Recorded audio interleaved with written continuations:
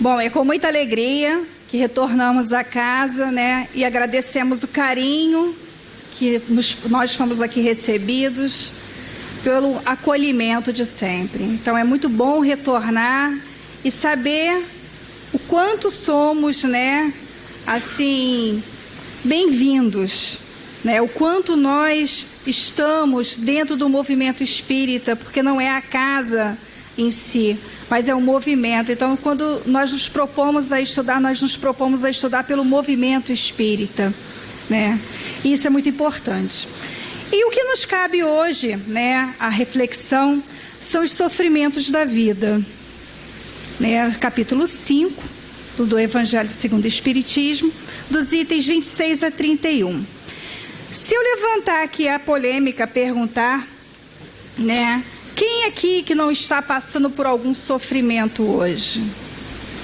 Né, eu acho que todos nós poderíamos levantar as mãos, ou até mesmo quem já passou por algum sofrimento. Mas tem uma grande diferença entre passar o sofrimento ou ter passado pelo sofrimento. Que diferença é essa? É a forma que eu vou proceder. É a forma que eu vou encarar as minhas provas. É como eu vou ter o meu procedimento com as minhas provas e com as provas que o outro, que o meu irmão também está passando nesse caminho. Então, as leis divinas, que são as leis da conservação, né, vem para isso, para exercitar a nossa paciência, a nossa resignação. É a nossa forma de suportar as dificuldades que vai ser o grande diferencial. E dentro de tudo isso, nós temos, dentro da doutrina espírita, um manual de regras a ser seguidos, né? Esse manual que nos serve de consolo, que nos serve de consolação. Esse manual é o Evangelho. O Evangelho... Passa aqui do lado, né? Então, o Evangelho segundo o Espiritismo, ele é um manual de vida, onde você encontra os profundos apontamentos sobre os ensinamentos morais e a regra do bem proceder. Como que eu devo proceder em cada situação? Porque quando nós criamos alguma coisa, um aparelho, um eletrodoméstico, normalmente vem um manual, não vem? De como se utilizar esse manual. E nós somos criados por Deus, fomos criados. Então, Deus também, através dos Espíritos, nos dê essa possibilidade de termos um manual, que é o Evangelho. O Evangelho que vem dividido em vários capítulos.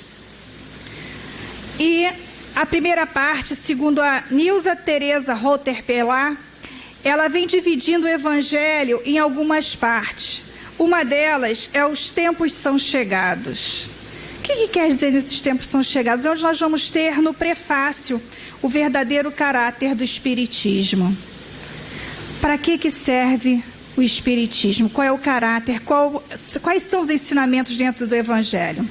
Depois, o que queremos e de onde viemos, que se encontra na introdução do Evangelho. Nas premissas do capítulo 1, 2, 3 e 4... que Jesus nos traz o seguinte, né, o seguinte ensinamento através dos Espíritos: eu não vim destruir a lei. É quando Jesus fala que ele veio, não foi para modificar nada, mas muito pelo contrário, ele veio para ensinar o amor. E nesse capítulo é apresentada a evolução do pensamento religioso através das 3 revelações. Esse processo evolutivo do homem vem a mostrar o nosso relacionamento com Deus e os seus semelhantes para consigo mesmo.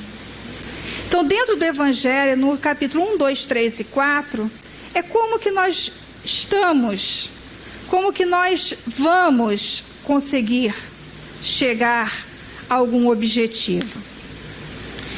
E quando ele se refere também que o reino não é deste mundo, vem destacar a questão da vida espiritual como a verdadeira destinação dos homens. Mas, Maria Lúcia, você falou que ia falar sobre o sofrimento. Sim, mas olha como é importante nós entendermos todo o Evangelho. Porque é dentro do Evangelho que vem o nosso manual de modificação. E Jesus também nos fala, né? São muitas as moradas da casa do meu Pai. Vem falando sobre a pluralidade dos mundos. E ninguém poderá ver o reino de Deus se não nascer de novo. É a certeza da reencarnação. Então, quantos ensinamentos nos vem trazendo até somente o capítulo 4? Então, o capítulo 4, ele vem mostrando toda essa parte. E quando chega no 5, que é o do nosso objeto de estudo, né, é onde nós estamos. É o nosso dia, é o nosso momento. E o capítulo 5 é o mais extenso do Evangelho. Ele tem 31 itens. E hoje nós vamos, né, estudar, ler dos 26 ao 31. Então, são 31 itens do capítulo 5, desse manual, dessa forma de proceder. Então, Jesus nos fala o seguinte: bem-aventurados os aflitos. Essas bem-aventuranças já havia sido informada no capítulo 3, né, que vivemos em um mundo de expiação e provas, onde há sofrimento, o qual, entretanto, pode dar ensejo à transformação moral. Então, nós estamos aqui passando por um mundo de provas e expiações e estamos para aperfeiçoar moralmente. E o que seria se aperfeiçoar moralmente? São as nossas mudanças, as nossas transformações, os nossos propósitos de mudança. Para que possamos compreender o porquê dos nossos sofrimentos, Kardec discorre sobre a justiça das causas anteriores e atuais da aflição, logo no início, que nós já estudamos anteriormente, né, as causas das aflições. Então, vem também relatando nesse capítulo sobre suicídio, a perda de pessoas amadas, mortes prematuras, melancolia, aborto e eutanásia, provas voluntárias. Todos esses são o quê? Os sofrimentos que nós vamos passando. E dentro do capítulo 5, quando se refere aos sofrimentos da nossa vida, como que nós estamos encarando esse sofrimento? Qual é a forma que nós estamos utilizando para mudarmos a nossa sintonia, a nossa forma de ser, né? Então, decorrendo o Evangelho, ele vai passando pelos 28 capítulos, que eu não vou ler todos e não vou passar por todos, porque senão ficaria muito extenso, né? Então, vem o ideal a atingir, como podemos sair dos sofrimentos, as nossas dificuldades, todos nós passamos dificuldades, as nossas diretrizes, no capítulo 25 a 27. As diretrizes que são dadas por Jesus. E no final, se nós não conseguirmos fazer nada do que foi ensinado até o capítulo 27, nós temos o capítulo 28, que são as preces. Então, quantos ensinamentos nós vamos recebendo dentro do Evangelho para nós termos essas modificações? E as bem-aventuranças, elas são dadas no Sermão do Monte, né? Quando Jesus, ele faz as suas pregações, nos informando quais seriam essas bem-aventuranças, quais seriam as nossas formas de proceder, o que nós poderíamos mudar. Então, vem os capítulos e as nossas mudanças. No Sermão do Monte, quando Jesus nos passa, né, sobre as nossas dificuldades e as nossas necessidades, são as nossas provas que ele vem falar. As provas do verdadeiro cilício, né? Então, no item 26, que fala sobre o cilício. O que seria o cilício? Bom, tem duas formas de cilício: cilício com S e cilício com C, né? Então, o cilício com S seria uma substância química. Mas o silício que nós vamos tratar é o silício com C. O que seria o silício? Então, o silício é como se fosse um cordão, né? Como se fosse uma corda, que era utilizada pelas pessoas como uma forma de sacrifício, né? Então, quando a pessoa errava, pecava, o que ela fazia? Usava o silício, né? O silício, uma túnica, pode ser uma túnica, um cinto de metal, né? Ou até mesmo pulseiras. Mas qual era a fonte desse silício? Era fazer com que a pessoa sofresse. Eu errei, pequei, estou em sofrimento, então eu tenho que sofrer. Eu tenho que mudar os meus pensamentos, mudar a minha forma de agir. Então, usava o silício, que era com espinhos, para a pessoa sentir dor. Né? Achava-se assim que poderia modificar tudo. E dentro do capítulo, nós vamos ver, né, que supõe-se que várias ordens, né, religiosas fizessem isso. As pessoas estavam certas ou erradas? Não podemos julgar. Cada um de acordo com o seu entendimento, cada um de acordo com o seu aprendizado. Né?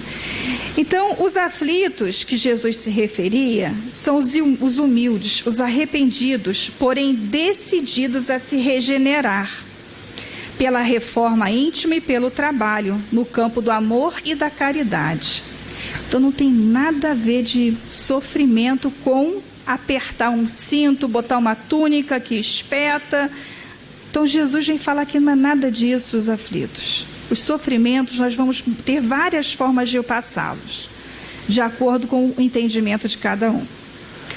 A bem-aventurança apontada por Jesus está condicionada a um sofrimento resignado, sem murmúrio e, acima de tudo, imbuído de esperança e confiança na providência divina. É muito complicado, né?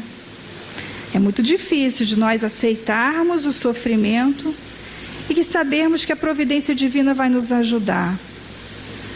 Que nós vamos ter formas de sair desse sofrimento da melhor maneira possível. Mas quando nós temos a fé que nos orienta, quando nós temos o Evangelho vivo no nosso coração, nós conseguimos ter essa fé que brota de imediato do nosso peito, porque nós entregamos a nossa vida. Nós fazemos o silício através da melhor forma possível, que é não perguntar por que eu fiquei doente, por que eu estou doente, mas para quê.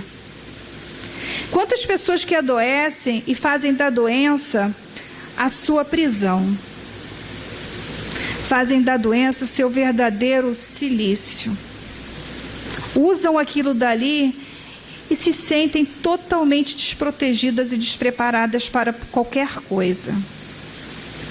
E adoecem cada vez mais. Pioram cada vez mais. Então, quando, né, Kardec faz essa pergunta, no livro... Ué, Maria, mas pergunta no Evangelho? Sim, pergunta no Evangelho, né? E os espíritos, os anjos guardiões, vêm responder. E pergunta-se o seguinte: é permitido ao homem abrandar suas próprias provas através do silício? É permitido, né?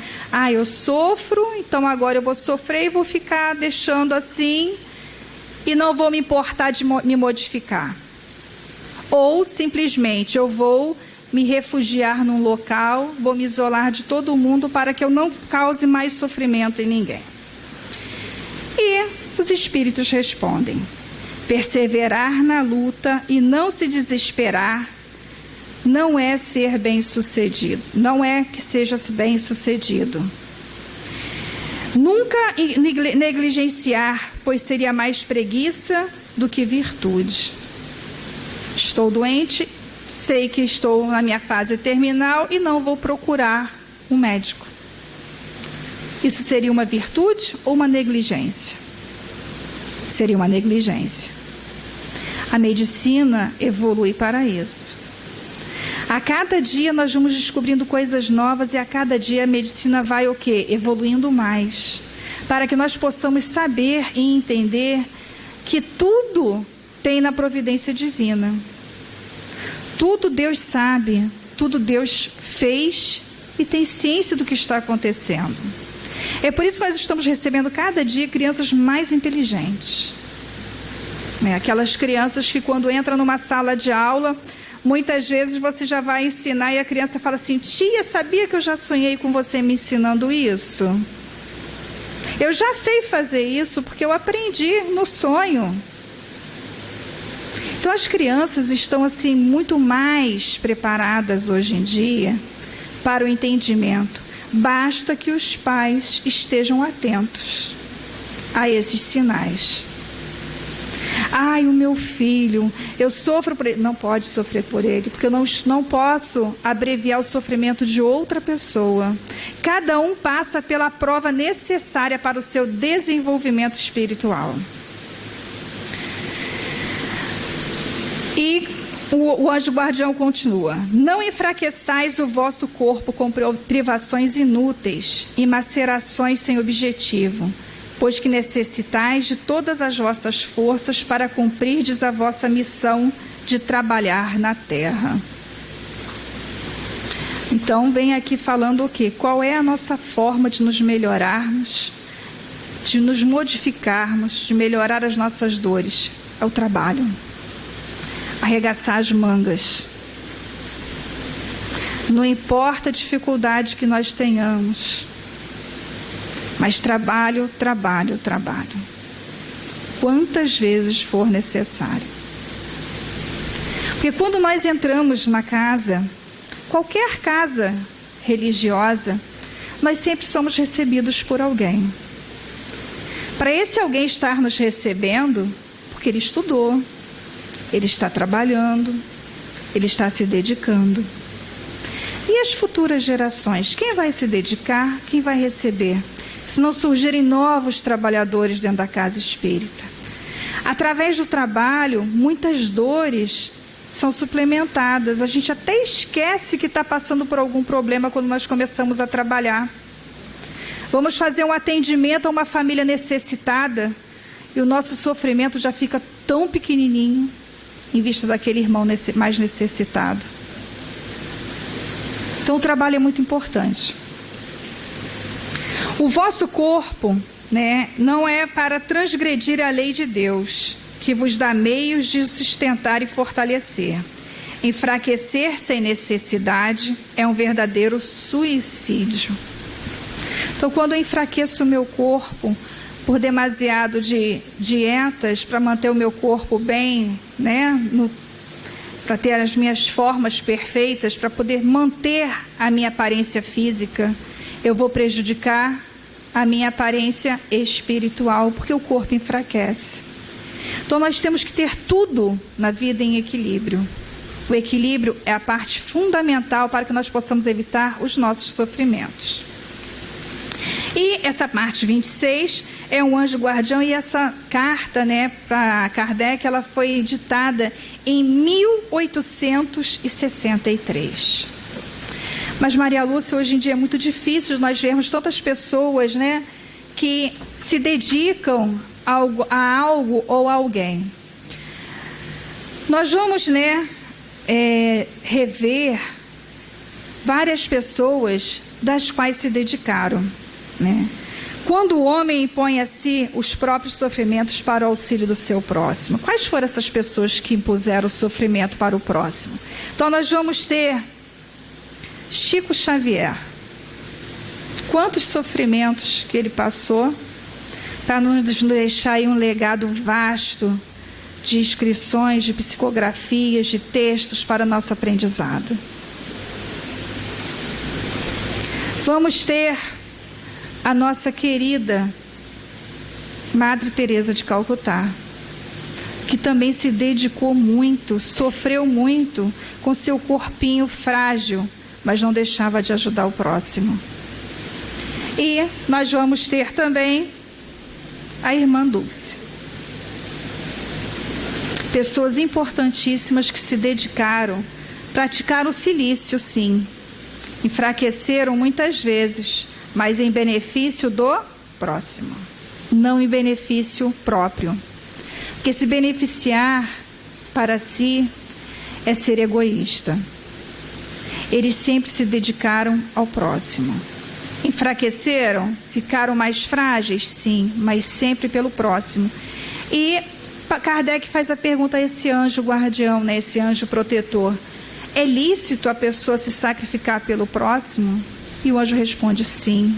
Há mais mérito quando você se sacrifica pelo próximo, porque para si é só o egoísmo. E esse anjo guardião continua dizendo o seguinte: vós que deixais os vossos aposentos perfumados para irdes à mansarda infecta a levar a consolação. Vós que sujais as mãos delicadas, pensando nas chagas.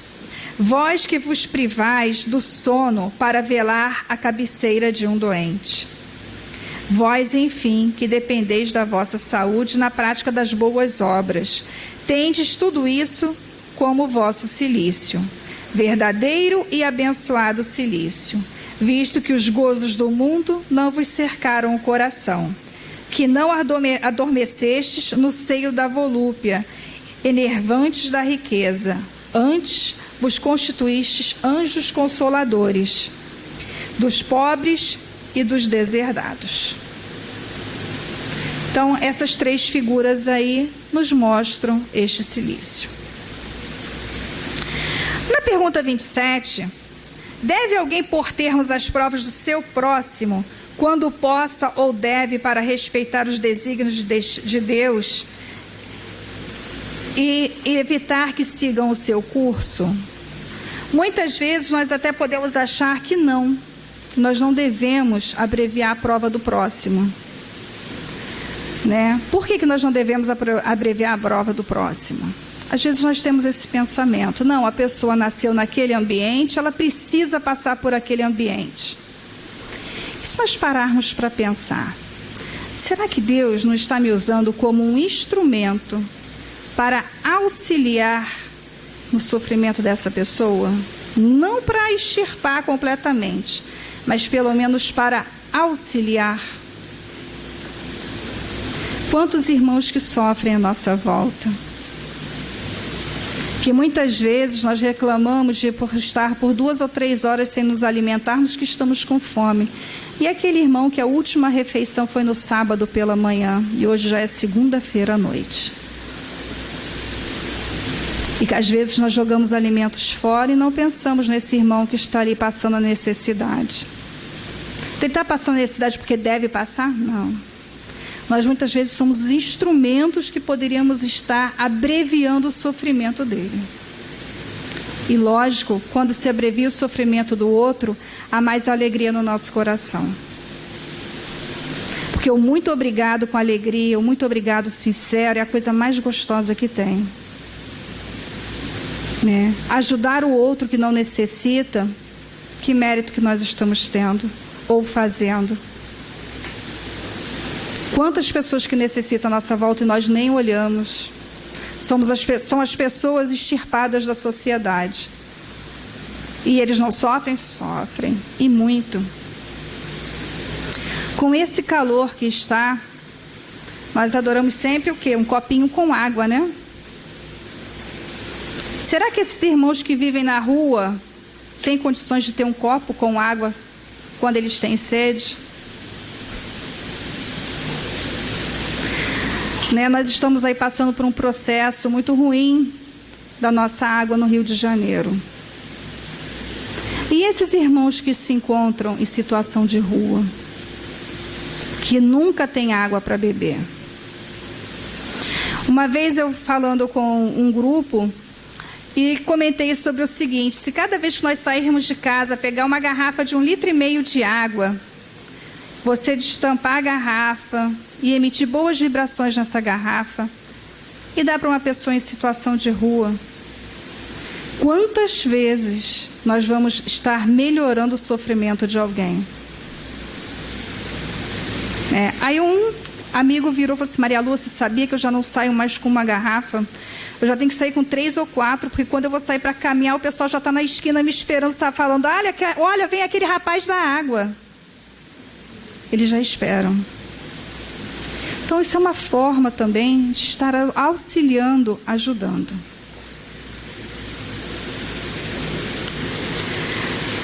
Na resposta, né, da pergunta 27, já vos temos dito e repetido muitas vezes que estáis nessa terra de expiação para concluirdes as vossas provas e que tudo que vos sucede é consequência das vossas existências anteriores.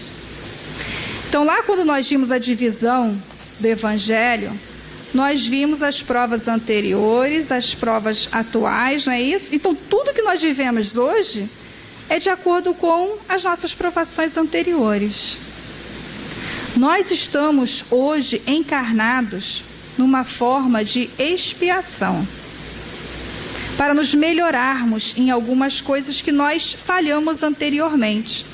E por que continuamos sofrendo com as nossas doenças, com as nossas mazelas, com ódio, com orgulho?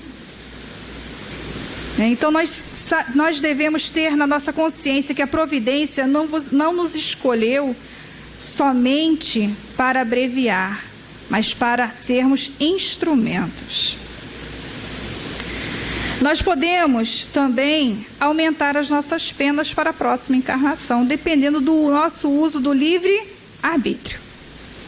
O que eu estou fazendo no meu livre-arbítrio?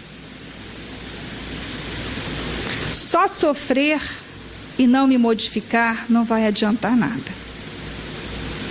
Então eu tenho que modificar a minha forma, as minhas atitudes.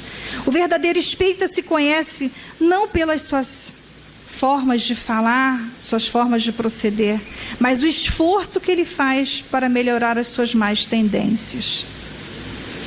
O calar na hora da fofoca, na hora da intriga, na hora que começam os problemas à nossa volta, tentar modificar a sintonia da vibração que está acontecendo e não nos embrearmos na fofoca, que só vem a prejudicar o próximo e a você também com o seu comprometimento nas suas vibrações.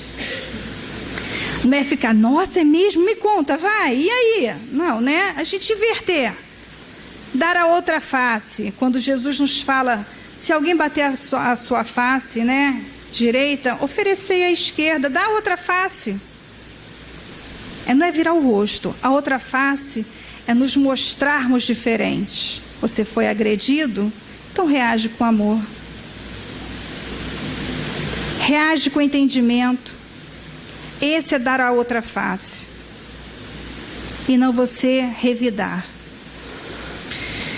Então dizei antes, vejamos que os meios que o Pai misericordioso nos pôs ao alcance para suavizar o sofrimento do meu irmão. Qual é a forma que Deus está me utilizando para abreviar esse sofrimento? Quais são as minhas consolações morais que eu posso passar para essa pessoa? O meu amparo material é fácil. Eu passo ali no mercado, compro alguma coisa e dou. E meu amparo moral? Através das minhas atitudes. Porque nós temos que desenvolver as duas asas. A asa intelectual e a asa moral. A moral é a mais difícil de ser desenvolvida. Porque o tempo todo nós estamos sendo o quê? Sucumbidos, passando por problemas, nós estamos o quê? Em sofrimento, para que nós possamos o quê? Falhar. Então, a parte da moral é muito complicada. E nós só vamos ter a moral bem desenvolvida através das bases do nosso manual de instruções, que é através do Evangelho. Ajudai-vos, pois, sempre mutuamente. Considerai-vos sempre como instrumento para fazer cessar a dor do outro. Resumindo, todos nós estamos na terra para expiar, mas todos, sem exceção, deveis esforçar-vos por abrandar a expiação dos vossos semelhantes, de acordo com a lei de amor e caridade. O espírito que vem nos trazer essa mensagem é Bernardin, um espírito protetor em Bordeaux, 1863, da pergunta 27. Então, que nós nos esforçamos de acordo com a lei de amor e caridade. É ter empatia pelo outro, se pôr no lugar do outro. É ver como que o outro se sentiria se ele sendo ofendido, como que eu me sentiria no lugar dele. Na hora de uma calúnia, na hora de fazer alguma coisa que vá prejudicar essa pessoa, como que eu me sentiria? Isso também é caridade. É você evitar de fazer as coisas que prejudiquem o próximo. Na pergunta 28, acho que eu passei demais. Na 28, um homem está agonizante, presa de cruéis sofrimentos. Sabe-se que de seu estado é desesperador. Será lícito lhe pouparmos alguns instantes de angústias, apressando-lhe o fim? A ciência já confirmou que não tem jeito, a pessoa está em estado vegetativo, está sobre máquinas e que você pode desligar os aparelhos. Está agonizando. É lícito você fazer isso? E vem o Espírito e nos responde o seguinte: a ciência não terá se enganado nunca nas suas previsões? Quantas vezes nós recebemos laudos médicos dos nossos entes queridos, até mesmo para nós mesmos? Olha, tem pouco tempo de vida, 2 meses. E a pessoa já está vivendo aí há 5 anos, 10 anos. Muitas vezes a ciência dá um laudo, mas a pessoa ela tem uma oportunidade divina de dar continuidade da sua provação reencarnatória, pela misericórdia de Deus. E através desses anos restantes se modificar. Quantas vezes nós já vimos casos de pessoas muito doentes, que de uma hora para outra ela volta, ela melhora. E se tivéssemos dado fim à vida daquela pessoa? Então nós temos que ter a fiel certeza. A única pessoa que pode dar término à nossa vida é Deus. Porque quando nós fomos criados com uma bateria. Essa bateria é o nosso fluido vital. Essa bateria, ela pode ser recarregada ou não, dependendo das nossas atitudes e das nossas necessidades. Então, conforme nós vamos passando os nossos anos, de acordo com o que nós vamos vivenciando a nossa vida, a bateria pode se consumir muito rápido, ou ela pode ser consumida lentamente, de acordo com as minhas atitudes. Então, essa bateria, ela só vai ter o seu desligamento no final de nossas vidas, quando ela acabar. E se por acaso nós abreviarmos a vida de uma pessoa que está muito doente e desligarmos o aparelho e a bateria não acabou, essa pessoa vai continuar vivendo as dores e os sofrimentos, porque o seu fluido vital ainda não terminou. Então, que nós tenhamos cuidados com os nossos entes, com os nossos familiares, com as pessoas que correspondem à nossa vida, pelas atitudes.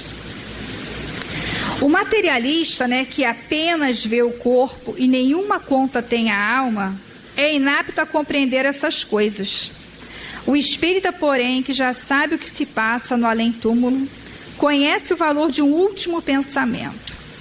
Minorai os derradeiros sofrimentos quanto puderes, mas guardai-vos de abreviar a vida, ainda que de 1 minuto, porque esse minuto pode evitar muitas lágrimas no futuro. São Luís, Paris, 1860. Então, é a resposta da pergunta 28. Na pergunta 29, aquele que se acha desgostoso da vida, mas que não quer extingui-la por suas próprias mãos, será culpado de procurar a morte num campo de batalha com o propósito de tornar útil a sua morte? Então a pessoa quer dar fim à sua vida, mas ela não tem como fazer por ela mesma, que seria o suicídio direto. Então ela se candidata a defender o seu país. Mas sabemos que tem algumas denominações religiosas que ainda fazem isso. A pessoa tira a própria vida para ser um mártir, para defender o seu país. E a pessoa, não tendo coragem, ela se alista e vai defender o país, Essa pessoa, que vai extinguir a própria vida para ser útil, tem algum mal quanto a isso? E São Luís nos responde que o homem se mate ele próprio, ou faça que outrem o mate, seu propósito é sempre cortar o fio da existência, é desligar a bateria. Há, por conseguinte, o suicídio intencional, se não de fato. É ilusória a ideia que de sua morte servirá para alguma coisa. Então aí nós entramos em uma outra abordagem que dá para nós falarmos aí de 4 a 5 horas, que seria sobre o suicídio. Temos o suicídio direto e o indireto. Então nós não temos, a autonomia de extirpar a vida das pessoas, seja de forma direta ou indireta. Nós mesmos, através de um sofrimento, quantas vezes passamos por sofrimentos e às vezes vem aquela nuvenzinha negrinha na nossa mente, aquela nuvem bem escura, densa, que nos faz termos pensamentos ruins. Qual a melhor forma de proceder? Lá no capítulo 28, no final do Evangelho, prece. Façamos uma prece. Que esses pensamentos negativos, eles são retirados da nossa tela mental. E por que será que vem esses pensamentos negativos? Porque nós entramos em sintonia. A nossa antena parabólica se sintonizou com a energia negativa. Então nós temos que estar com a nossa antena parabólica voltada 24 horas para o Evangelho. Quando começa a ter alguma dúvida, prece. Porque é a prece que nos sustenta. É ela que nos religa com os nossos mentores, com os nossos amigos espirituais. Por que nós nos sentimos tão bem quando nós viemos à casa espírita? Quando nós estamos aqui? Porque nós temos a prece de abertura. Nós temos toda a espiritualidade que se preparou para nos receber. Muitas vezes, quando nós recebemos um abraço de um amigo que está na casa, muitas vezes o abraço é um abraço tão diferente, que esse abraço muitas vezes é dado até pelo nosso mentor, através do nosso irmão que está na casa. Então é essa energia que nós precisamos estar emanando à nossa volta. Que quando nós estivermos conectados sempre com coisas positivas, as doenças, a raiva, o ódio, a depressão, elas vão automaticamente se modificando. A energia do nosso corpo se modifica. Teve uma pesquisa feita com um copo de água que foi submetido a vários tipos de música. Então existia a música barulhenta e a música clássica, vários tipos, mas vamos ao extremo, A música barulhenta e a música clássica. No final da pesquisa, os 2 copos de água foram submetidos à observação. As moléculas da água, que foi submetida a uma música barulhenta, agressiva, estavam completamente modificadas, estavam densas, pesadas. E as moléculas da água submetidas a músicas clássicas, a músicas calmas, estava uma molécula límpida, uma molécula diferente. Ora, se nosso corpo é feito de 70% de água, como que ficam as moléculas do nosso corpo mediante as situações turbulentas? Então, que nós possamos modificar as nossas formas de pensar, para que nós possamos também modificar o nosso corpo. Na pergunta 30, se um homem se expõe a um perigo iminente para salvar a vida a um de seus semelhantes, sabendo de antemão que sucumbirá, pode o seu ato ser considerado suicídio?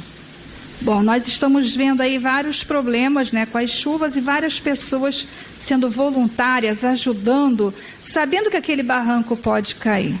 Mas será considerado um suicídio? E os espíritos respondem que não.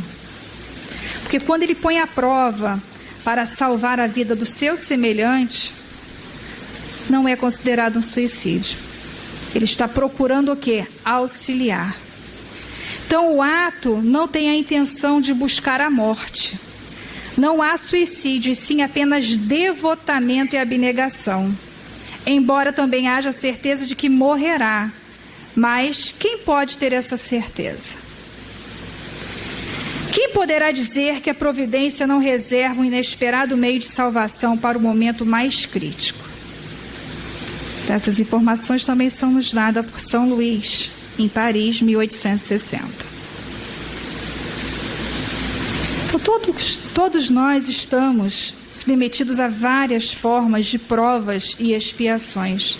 Depende de como nós vamos agir.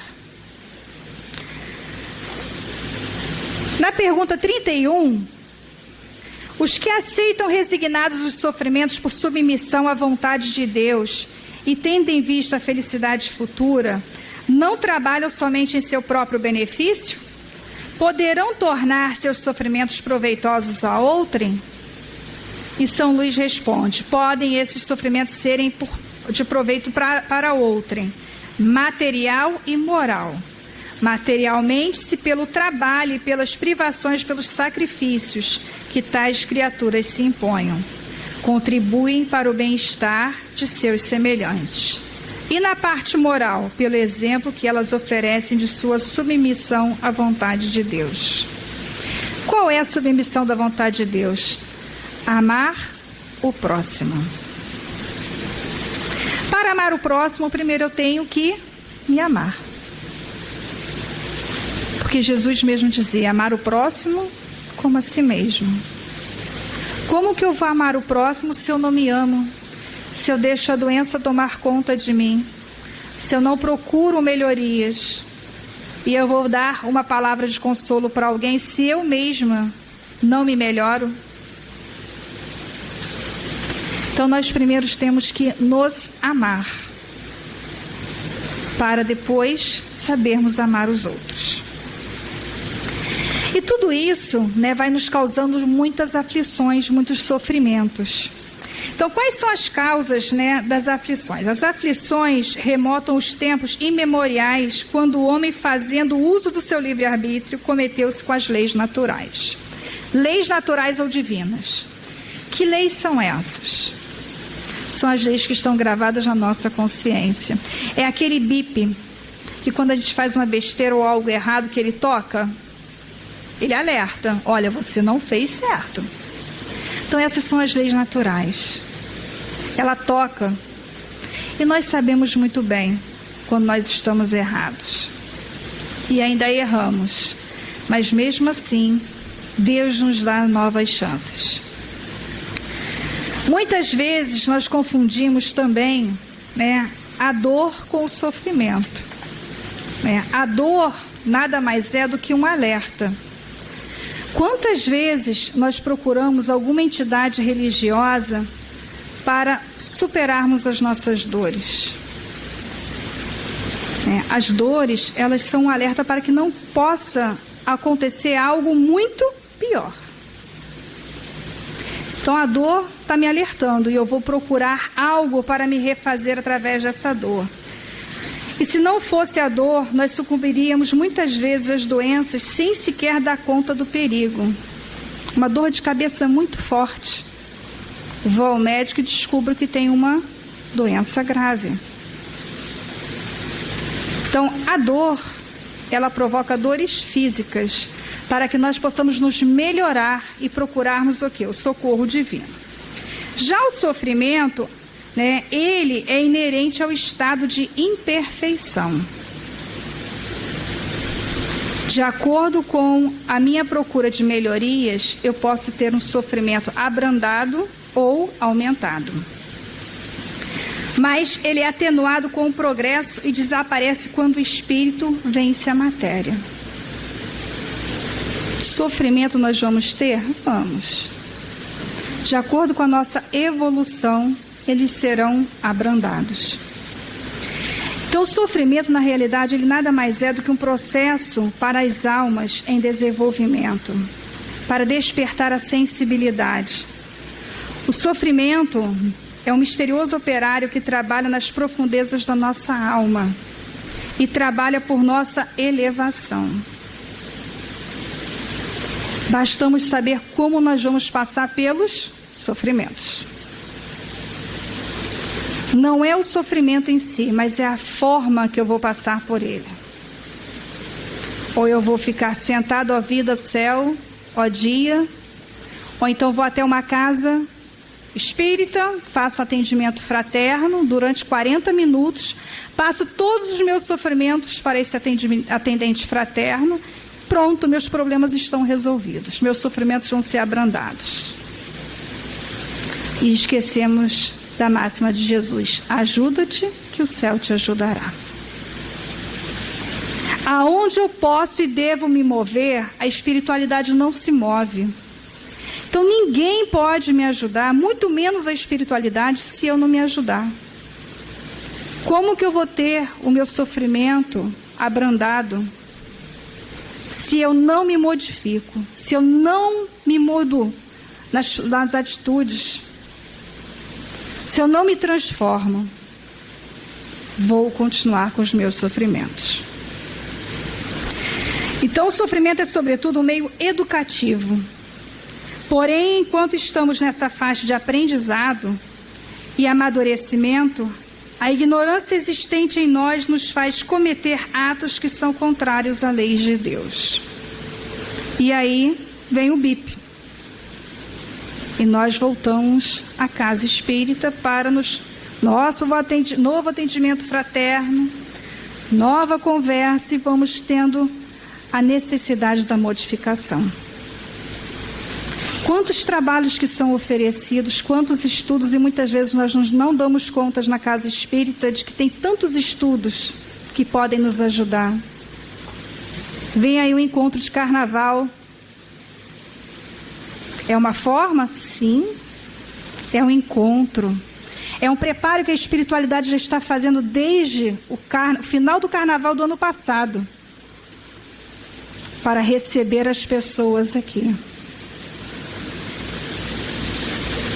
Quantos sofrimentos que nós podemos abrandar durante esse período de carnaval, no nosso encontro de carnaval, com as nossas vibrações positivas, porque a energia que emana de dentro de uma casa espírita através desses encontros é uma energia tão positiva, capaz de modificar a psicosfera do planeta.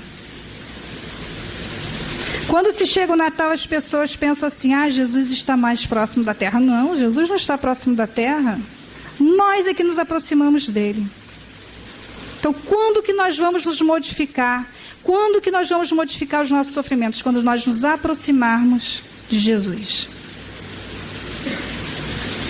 Que nós possamos estar sempre com os nossos pensamentos positivos, para que não possamos cair nas amarguras do sofrimento e da dor sem explicação. E para encerrar,